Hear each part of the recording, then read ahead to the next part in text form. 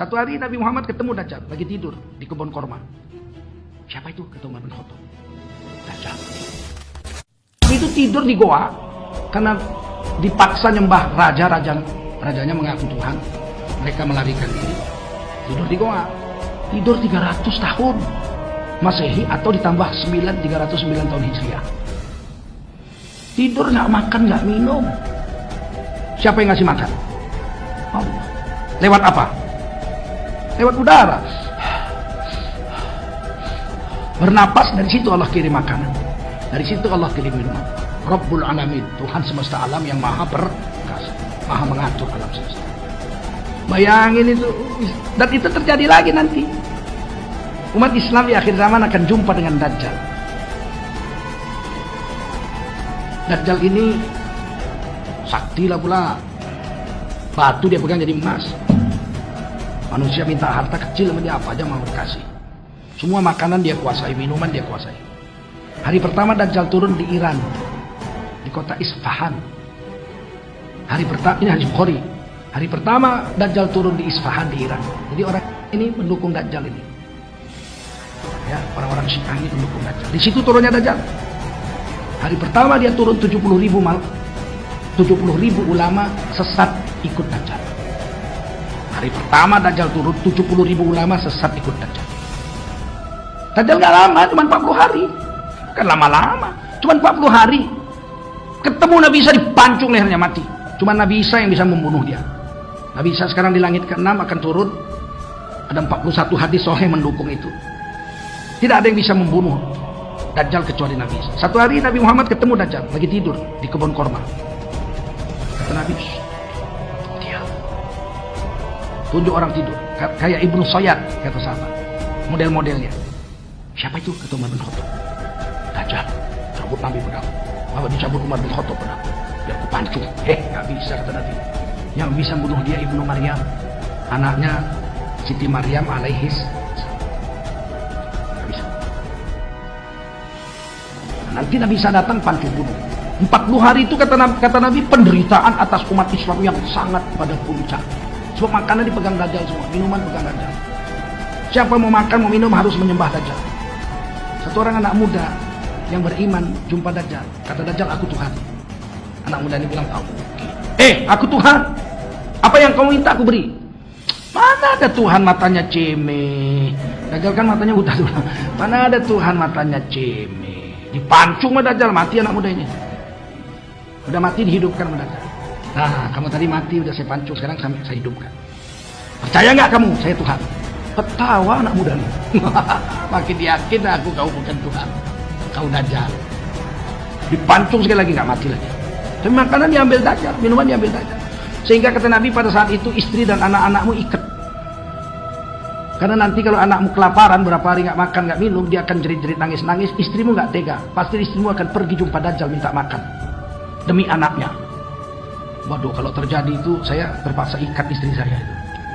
Anak cucu ikat semua. Yang bertahan orang beriman yang laki-laki.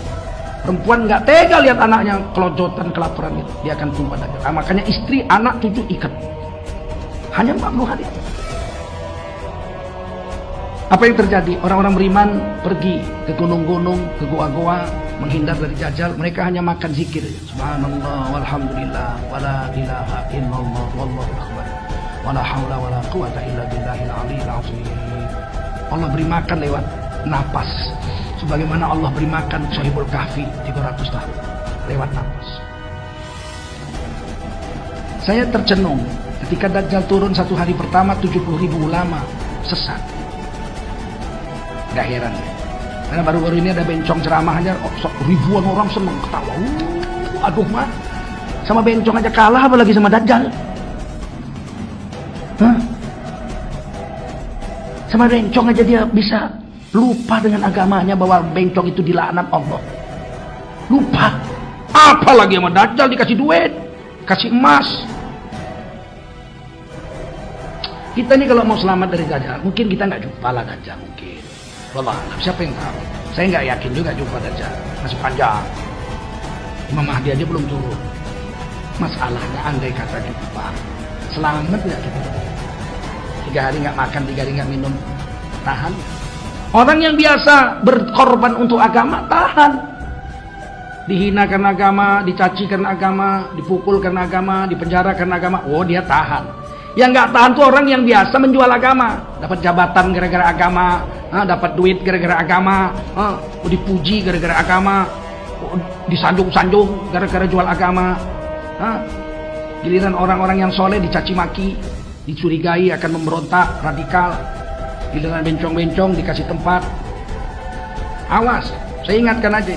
Dajjal keluar, tidak ada satupun bumi ini yang tidak dimasuki oleh Dajjal kota-kotanya. Hanya Mekah dan Madinah saja yang Allah haramkan bisa dimasuki oleh Dajjal. Selebihnya Dajjal akan sampai ke dalam kota itu, apalagi Bandung. Mana-mana saja kota yang ada di muka bumi, pasti Dajjal akan masuk, kata Rasulullah, kecuali Mekah dan Madinah. Saat Dajjal masuk ke dalam satu kota, Nabi haramkan umatnya, jangan pernah keluar dari persembunyian kamu di dalam rumah kamu. Jadi Nabi suruh bersembunyi itu bukan dalam gua, bukan di dalam mana-mana tempat, tapi dalam rumah. Tutup pintunya, tutup jendelanya, lalu bungkus rumah itu dengan surat Al-Kahfi. Bacakan surat Al-Kahfi di dalam rumah dari ayat 1 sampai ayat 110. Selesai membaca, ulang balik. Kalau seandainya kamu masih yakin Dajjal masih ada di kota kamu, baca lagi. Rumah itu tidak akan ditemukan oleh Dajjal atau oleh bala tentara Dajjal. Rumah itu digaibkan oleh Allah. Dan juga sihir Dajjal tidak akan tembus ke dalam rumah-rumah yang mengamalkan perintah Nabi Muhammad sallallahu alaihi wasallam. Kata Rasulullah sallallahu alaihi wasallam, siapapun yang keluar dari rumahnya, keluar dari persembunyiannya, dia pasti akan tersedot oleh magnet yang sangat kuat yang disebarkan oleh Dajjal ketika Dajjal sampai di kota itu. Dajjal segera menyebarkan magnetnya, hipnotisnya, sihirnya, yang menyebabkan orang-orang yang keliaran-keliaran di luar akan bersatu, bergabung ke titik di mana Dajjal berada di kota itu dan langsung sujud kepada Dajjal. Iman mereka langsung menguap dan hilang. Saat itu mereka kafir kepada Allah. Rasulullah bersabda, walaupun Dajjal sudah meninggalkan kota itu, dia masih tetap akan kafir kepada Allah sampai dia mati. Berarti siapapun yang beriman kepada Dajjal, kafir kepada Allah, ketika Dajjal sampai ke kotanya, maka sampai mati orangnya akan tetap kafir. Dan dia akan menjadi penghuni neraka Jahannam, kekal di dalamnya selama-lamanya. Nabi haramkan, jangan pernah kamu keluar, jangan pernah kamu bertemu dengan Dajjal. Hai kaum laki-laki, kata Rasulullah, selamatkan istri-istri kamu, selamatkan ibu, bibi, anak-anak perempuan kamu, saudara-saudara perempuan kamu, tarik mereka ke dalam rumah, ikat mereka di dalam rumah. Sampai begitu Nabi perintahkan. Kenapa? Karena Rasulullah SAW menyebutkan bahwa manusia yang terbanyak mengikuti Dajjal dari umatku adalah kaum wanita. Kaum wanita.